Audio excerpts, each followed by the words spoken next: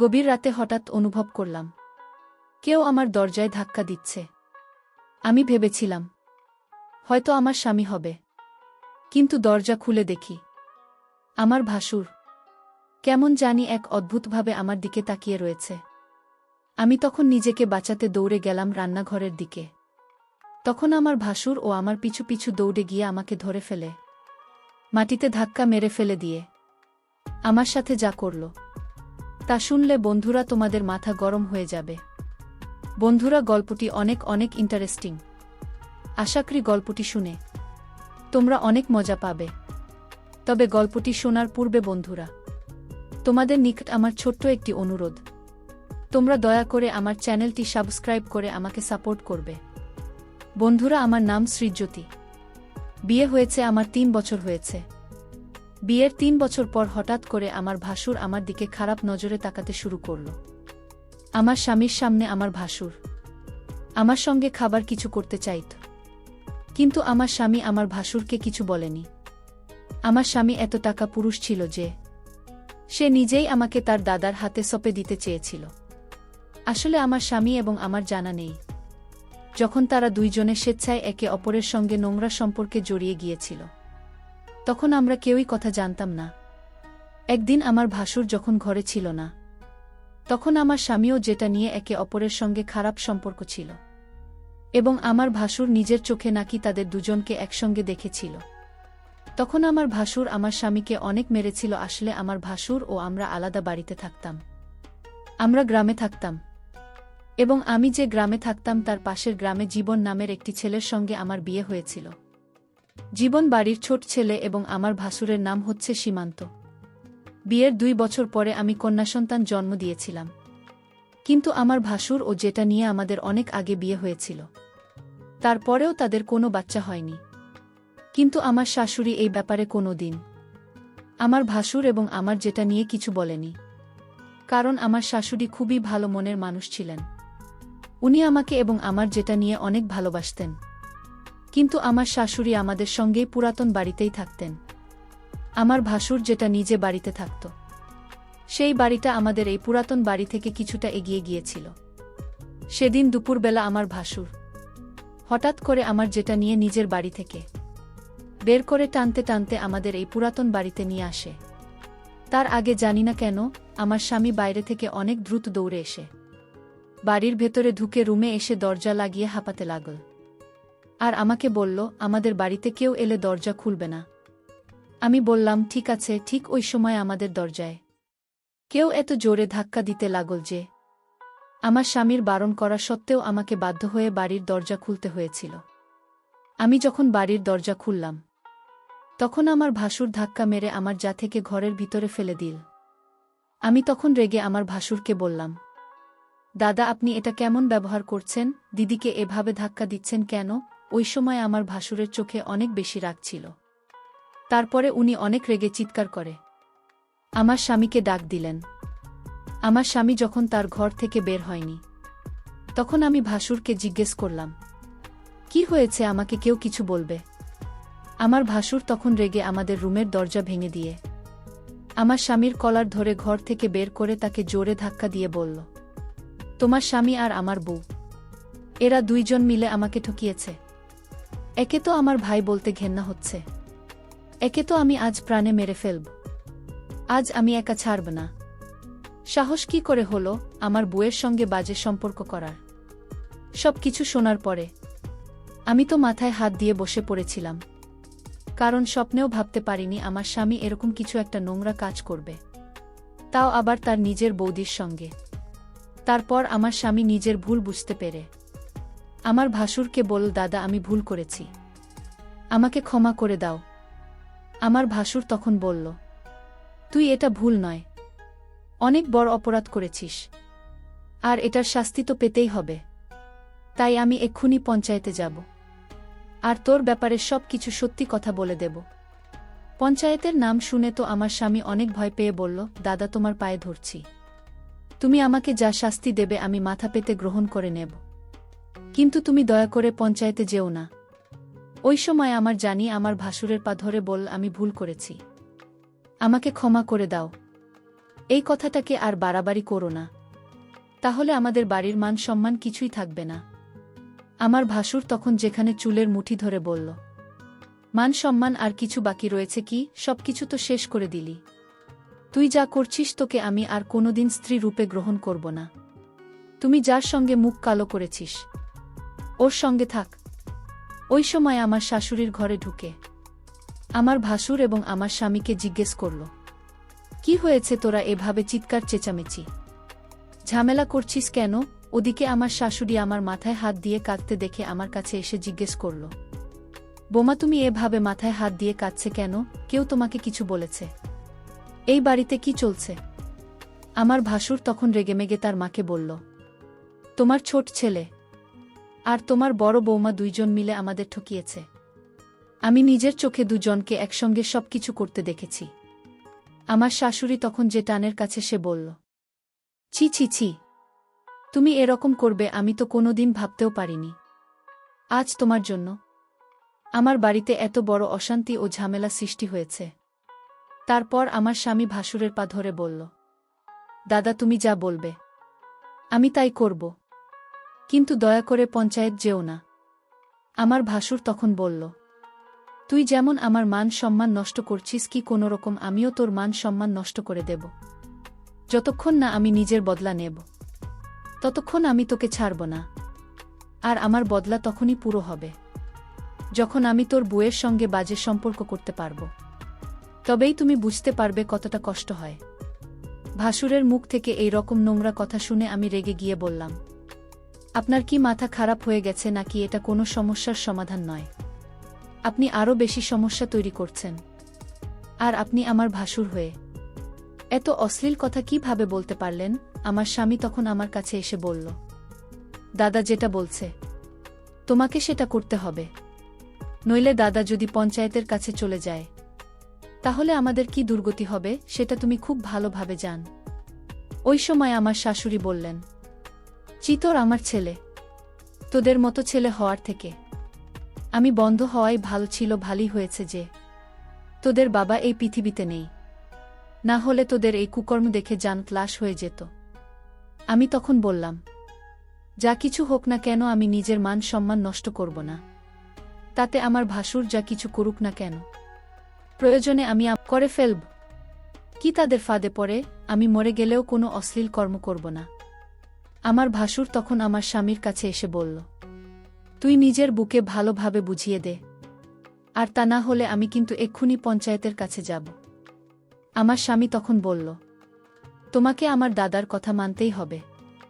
আমি তখন রেগে আমার স্বামীর গালে একটা থাপ্পড় মেরে বললাম, পাপ করেছ তুমি, আর শাস্তি পাব আমি। একটা কোন ধরনের বিধান? আমি মরে গেলেও এ কাজ করব না।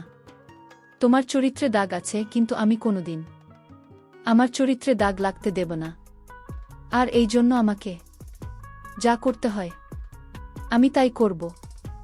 আর তোমার মতো পুরুষের সঙ্গে আমার সংসার করা আর না করার সমান। তুমি কেমন স্বামী, নিজের স্ত্রীর মান সম্মান অন্য কারো হাতে তুলে দিতে চাইছ? সে ভগবান যেন তোমার মতো স্বামী আর অন্য কোনো মেয়ের কপালে না দেয়। আমি তখন আমার যেটা নিজের কাছে রেগে গিয়ে বললাম, শুধুমাত্র তোমার জন্য আজ আমাদের বাড়িতে এত অশান্তির সৃষ্টি হয়েছে, আর তোমাদের ভুলের জন্য আজ আমার মান সম্মান নিয়ে লোকে খেলতে চাইছে। তোমার এমন কি বাধ্যতা ছিল যার জন্য তুমি এত বড় একটা নোংরা কাজ করলে? আর পুরো দুনিয়াতে তুমি আমার স্বামীকে পেয়েছিলে নিজের চাহিদা পূরণ করার জন্য। জি, তোমাকে আমি যতটা ভালো ভেবেছিলাম তুমি তার চাইতে অনেক বেশি খারাপ। আমার যেটা নিয়ে একটা কোনায় দাঁড়িয়ে চোখের পানি ফেলেছিল। তারপর আমি যখন কোনো মতে আমার ভাসুর এবং আমার স্বামীর কথা মানতে কোনোভাবেই রাজি হয়নি, এবং আমার শাশুড়িও যখন আমার সপক্ষে ছিলেন এবং উনি যখন এই কাজটা করতে বাধা দিলেন নিজের ছেলেদের, তখন আমার স্বামী ও ভাসুর জো স্বামী স্ত্রী করে আমার শাশুড়িও আমার মেয়েকে একটা ঘরের মধ্যে বন্ধ করে দেয়। তারপর আমার স্বামী ভাসুরকে বলল, মাকে তো ঘরের মধ্যে বন্ধ করে দিলাম, এবার আমার বউয়ের সঙ্গে তোমার যা করার আছে তুমি করতে পারো। এটা বলে আমার স্বামী যখন ঘরের বাইরে চলে গেল এবং আমার ভাসুর যখন আমার দিকে এগিয়ে আসছিল, তখন আমি না পেরে আমার ভাসুরকে জোরে ধাক্কা দিয়ে দৌড়ে ঘর থেকে বেরিয়ে তাড়াতাড়ি করে পঞ্চায়েতের দিকে গিয়েছিলাম। আমার ভাসুর আমার পেছনে আমাকে ধরার জন্য ছুটে আসছিল। আমি কোনো রকমভাবে নিজের মান সম্মান রক্ষা করে তাড়াতাড়ি পঞ্চায়েতে এসে হাজির হয়েছিলাম। ভেবেছিলাম পঞ্চায়েত আমার সঙ্গে ন্যায্য বিচার করবে, কিন্তু পঞ্চায়েতে আমাদের ব্যাপারে সব কথা শোনার পরে যা সিদ্ধান্ত নিয়েছিল সেটা শুনে তো আমার পায়ের তলা থেকে যেন মাটি সরে যাবার অবস্থা হলো। সব কিছু শোনার পরে পঞ্চায়েত আমার ভাসুরকে জিজ্ঞেস করো যে সে কি চায়। আমার ভাসুর তখন জোর গলায় করে বলল, আমার ভাই যেমন আমার বউয়ের সঙ্গে বাজে কাজ করেছে, আমি ঠিক তার বউয়ের সঙ্গে এরকম কাজ করতে চাই, তবে আমার সঙ্গে ন্যায্য বিচার হবে। পঞ্চায়েতের যিনি প্রধান ছিলেন তিনি উনার সহকর্মীদের সঙ্গে কিছু আলোচনা করার পরে ঘোষণা করলেন যে আমার ভাসুর যেটা বলছেন সেটাই হবে। ওটা শোনার পরে তো আমি পঞ্চায়েতকে বলেছিলাম, আপনারা এটা ঠিক করছেন না, আপনারা আমার সঙ্গে অন্যায় করছেন। আমার স্বামী এবং আমার যেটা আমি ভুল কাজ করেছে, কিন্তু এটার শাস্তি আমি কেন পাব? আমার সঙ্গে এত বড় পাপ কাজ আপনারা করতে পারেন না, তাই আমি পুলিশের কাছে যাব, কিন্তু আমার সঙ্গে এত বড় অন্যায় আমি কোনো মতেই হতে দেব না। ওদিকে আমার যেটা নিয়ে শাস্তিস্বরূপ পঞ্চায়েতের প্রধান এবং তার সহকর্মীরা পঞ্চায়েতের ঘরে তাকে বন্দী করে রেখেছিল। আমি যখন পঞ্চায়েতের আদেশ মানতে রাজি হয়নি, তখন পঞ্চায়েতের প্রধান বলে দিয়েছিল যে গ্রামের কোনো মানুষ যাতে আমাদেরকে সাহায্য না করে, গ্রামের কোনো দোকানদার যাতে আমাদের কাছে কোনো জিনিস বিক্রি না করে, এমনকি গ্রামের যে টিউবওয়েল থেকে আমরা জল তুলে আনতাম সেটাও আমাদেরকে বারণ করে দিয়েছিল। আসলে আমাদের গ্রামের মানুষেরা পঞ্চায়েতের প্রত্যেকটা আদেশ খুব ভালোভাবে মেনে চলত, তাছাড়া আমাদের কাছে আর কোনো উপায় ছিল না। পুলিশের কাছে কেউ ভয়ে যেত না, কারণ পঞ্চায়েত যখন জানতে পারে যে কোনো মানুষ তার বিচার সালিশ করার জন্য পুলিশের কাছে গেছে, তখন তাদের সমস্ত সুযোগ সুবিধা পঞ্চায়েত বন্ধ করে দিত। তাই গ্রামের মানুষ ভয়ে পুলিশের কাছে যেত না। গ্রামে কোনো বাড়িতে কোনো কিছুর অসুবিধা হলে সেটা পঞ্চায়েত মীমাংসা করত। এমনকি কেউ যদি পুলিশের কাছে যেতে চাইত তাহলে পঞ্চায়েত তাকে কঠিন শাস্তি দিত। পঞ্চায়েতে যা কিছু মীমাংসা হয়েছিল সব কিছু শোনার পরেও আমার স্বামী কাপুরুষের মতো চুপচাপ দাঁড়িয়েছিল।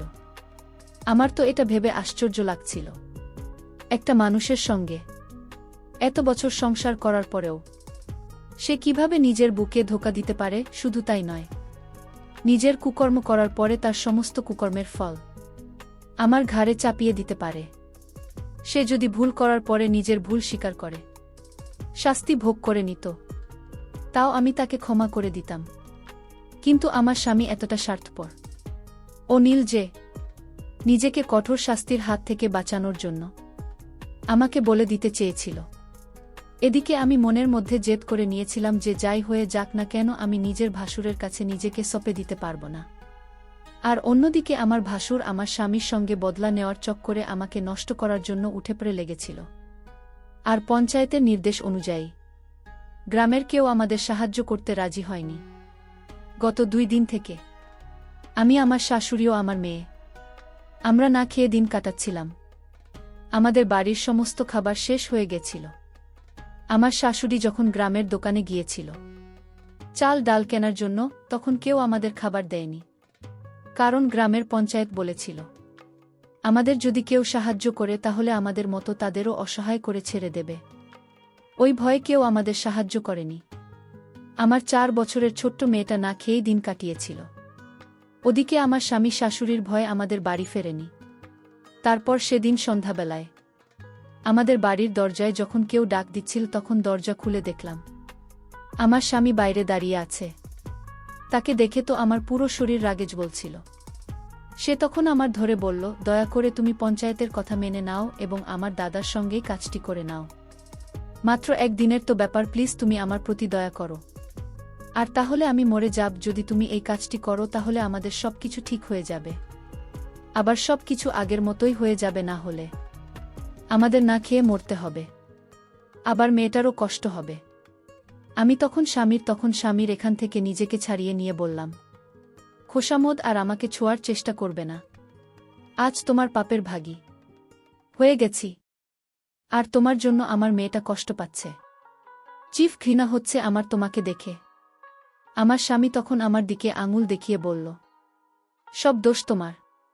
তুমি যদি দাদার পরামর্শ মেনে নিতে, তাহলে আজ এত খারাপ দিন আমাদের দেখতে হতো না। আমি তখন স্বামীকে বললাম, তুমি কি ধরনের স্বামী যে কোনো রকম দ্বিধাবোধ ছাড়াই নিজের স্ত্রীকে নিজের দাদার কাছে বিক্রি করে দিতে চাইছে? প্রত্যেকটা স্বামীর কর্তব্য হচ্ছে তার স্ত্রীর মান সম্মান রক্ষা করা। কিন্তু তুমি এতটা নির্দয় নিষ্ঠুর নীল যে আমার মান সম্মান নিজের হাতে নষ্ট করার জন্য উঠে পড়ে লেগেছে। আমি তোমাকে কোনোদিন ক্ষমা করতে পারবো না। তুমি আমার চোখের সামনে থেকে দূর হয়ে যাও, নইলে আমি ধাক্কা মেরে তোমাকে বাড়ি থেকে বের করে দেব। ওই সময় আমার শাশুড়ি ঘর থেকে বেরিয়ে এসে তার ছেলেকে দেখে অনেক রেগে গিয়ে ভিতর থেকে একটা লাঠি এনে বলল, বেরিয়ে যা এখান থেকে, না হলে লাঠি দিয়ে তাকে মেরে মেরে তোর পিঠের ছাল আমি তুলে নেব। বেরিয়ে যা আমার চোখের সামনে থেকে। আমি তাদের মুখ দেখতে চাই না। ওই কথাটা বলে আমার শাশুড়ি আমার স্বামীকে ঘর থেকে বের করে দিয়ে ভিতর থেকে দরজা লক করে আমাকে ধরে কাঁদতে শুরু করল।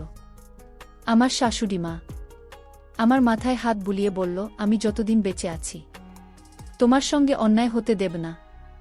আমি তোমার নিজের মা নাও হতে পারি, কিন্তু আমি তোমার শাশুড়ি মা। তোমার জায়গায় যদি আমার মেয়ে হতো, তাহলে আমি তাকে এভাবে রক্ষা করতাম?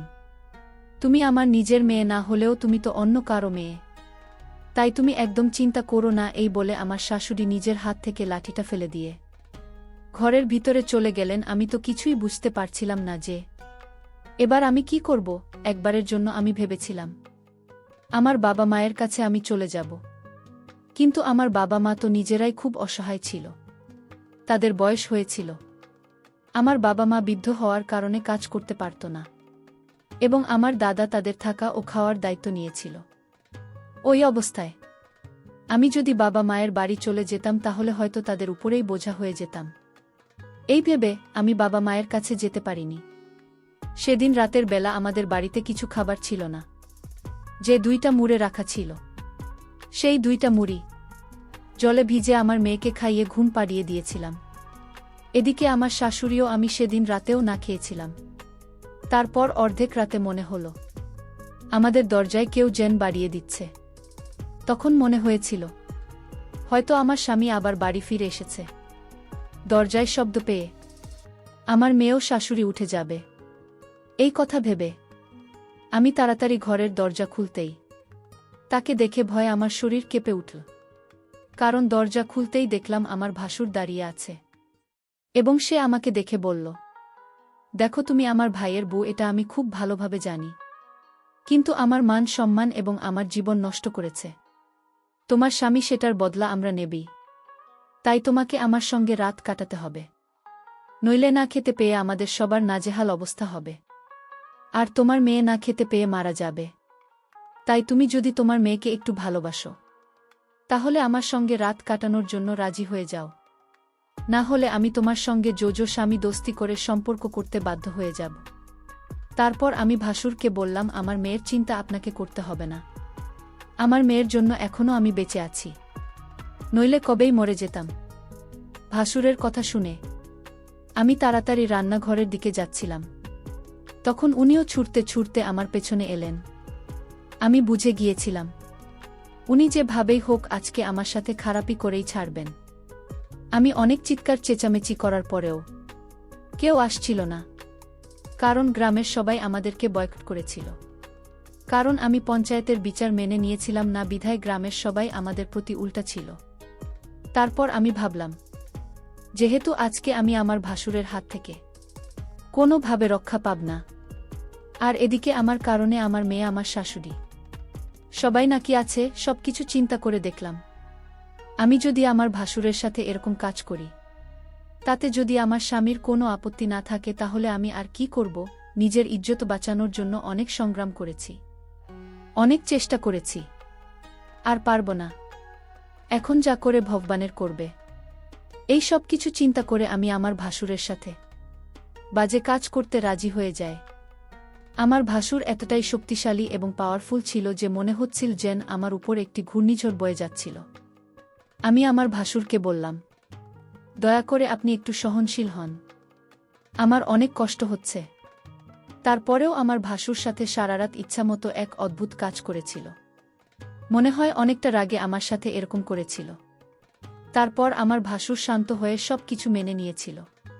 তারপর আমাদের পরিবারে আবার আগের মতো শান্তি হয়ে উঠেছিল। পরিশেষে আমি তোমাদেরকে বন্ধুরাও কেউ মরে পাবে, আবার কেউ মরে ধাপে। আমার অতীত একই অবস্থা হয়েছিল আমার স্বামীর পাপের কারণে। এর শাস্তি আমাকে ভোগ করতে হয়েছিল।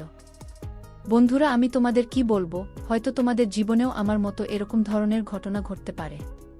তাই আমি তোমাদেরকে বলবো, তোমরা অবশ্যই এই পরিস্থিতিতে সাবধানতা অবলম্বন করার চেষ্টা করবে।